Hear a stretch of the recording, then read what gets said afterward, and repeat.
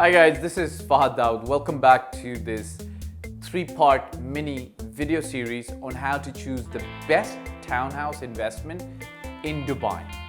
Now in the first part we covered choosing the right developer, the right development in the right location. Now hopefully you've already done that or you're well on your way to doing that. In this part, we're going to identify choosing the right townhouse, the perfect townhouse within the community. Okay? So let's go to point number 1. The point most important is choosing the right location now inside the community.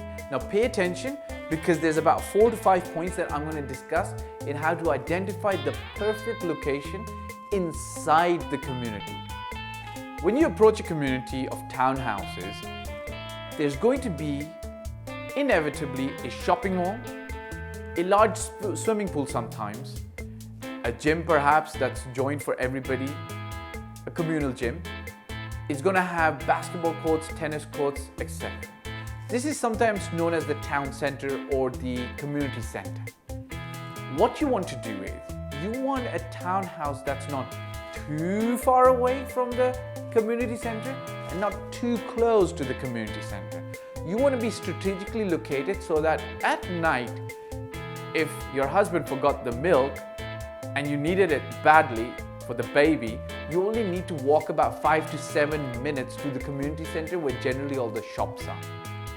If you're too far away, you're going to have to jump into the car and then drive down there. Which is why you don't want to be too far, but not too close, because if you're too close, generally speaking, there's going to be a lot of cars thoroughfare as well. So just strategically located about 5 to 7 minute walking distance is excellent.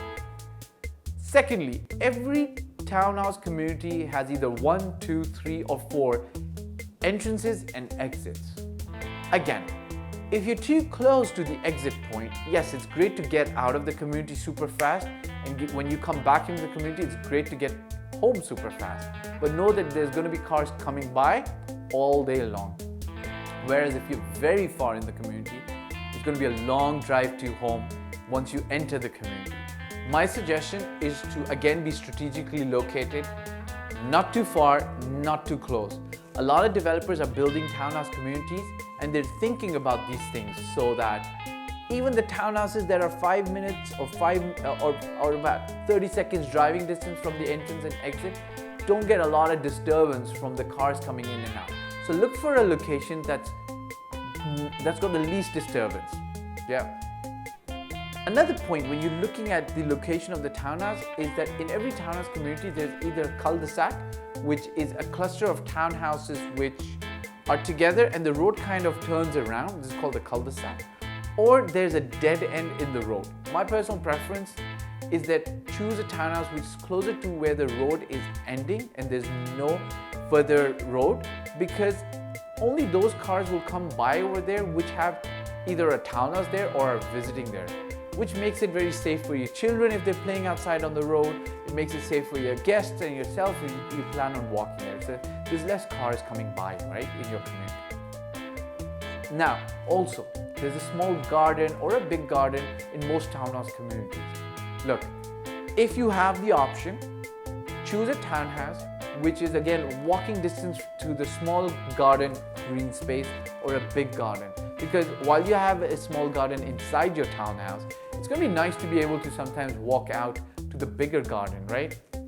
It just adds more value to your townhouse, especially when you're trying to resell it or attract more tenants. Last but not the least, this is very easily done when you've got a ready community, because you can easily identify where the sewage, the telephone poles or the telephone masts, and the electricity substations are. Avoid being close to these 3 things. However, if the community is not already built and you're buying off-plan, very easy to go to the master developer and be a little adamant about this and insist on it, or get your agent to insist on it. Look at the master plan community in its entirety. Try to get to the AutoCAD drawing. Sometimes they let you do that. You'll be able to identify where the sewage, telephone poles, and the electricity substations are. avoid buying a townhouse near these places for health and other aesthetic reasons. Let's get to point number 2. Look, when you're in a townhouse community, it's inevitable that some townhouses are going to be back to back, which means a townhouse in front and a townhouse right at the back. And some townhouses are going to be single rows, means there's no neighbor on the back.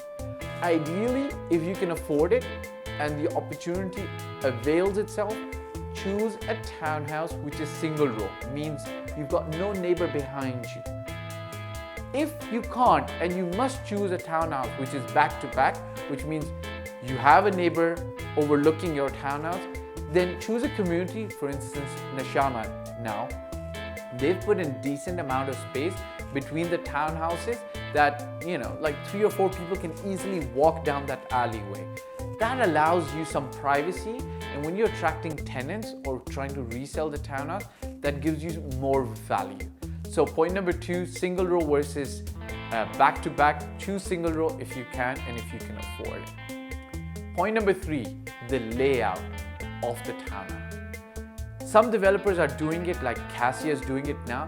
They're making sure they give you a full bedroom with a full bathroom downstairs and a family room, like a landing area upstairs, so that when you go upstairs, you're not just opening doors and entering into the rooms.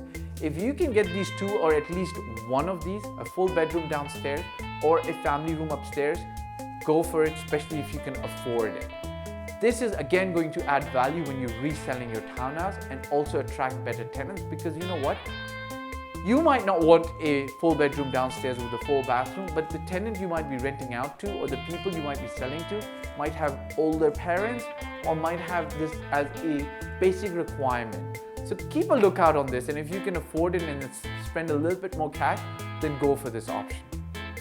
Number 4 on this list, pay attention to the sunsets and the sunrises. Look, sun rises in the east, sets in the west. Most of the time, the townhouse community is built in a way where the sun will almost cover the entire community because it comes up diagonally. However, if you are a person who loves the morning sunlight coming into your townhome directly, choose a townhouse that is facing the sunrise. And if you prefer the sunset sun rays coming into your townhome, then you can choose one that's facing the other side when the sun sets. My personal recommendation is choose one where the sun actually rises. It allows for more natural light. I don't think it breaks your bank balance on the electricity and the air conditioning bills.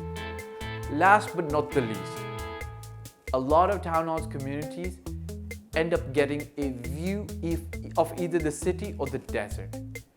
If, for instance, you were buying in Cassia, which is in Mohammed bin Rashid city, which is a very prime location, you're going to have the option of overlooking downtown Burj Khalifa. Even though it's at a little bit of a distance, like at a 10 to 12 kilometer distance, you still have that option. So you want to make sure that perhaps you are conscious of what view you are getting. Do you want the desert view? Some people find that very relaxing. I personally like the city view because most townhouse communities are a little bit further out from the city. So if you can get a city view, it's kind of like nice and very beautiful. So we covered in this video the location inside the townhouse community, and I covered through many points. Re-listen to the video if you need to, but make note of them. I talked about single row and back to back and how single row is almost always better, especially if it's at the end of the community. Thirdly, I talked about the layout of the actual townhouse. Pay attention to that. Don't just go for the cheapest, the best price, the best payment plan. Try to get a room downstairs and a family room upstairs. Then I talked about the sunrise and the sunset. And last but not the least, the view that you're going to get from the terrace. That's something you want to pay attention to. So hopefully this video is going to be helpful to you when you're choosing the right townhouse inside the community. Stay tuned for the next part where I'm going to help you save a ton of money once you've actually finalized on the townhouse in the community. See you soon.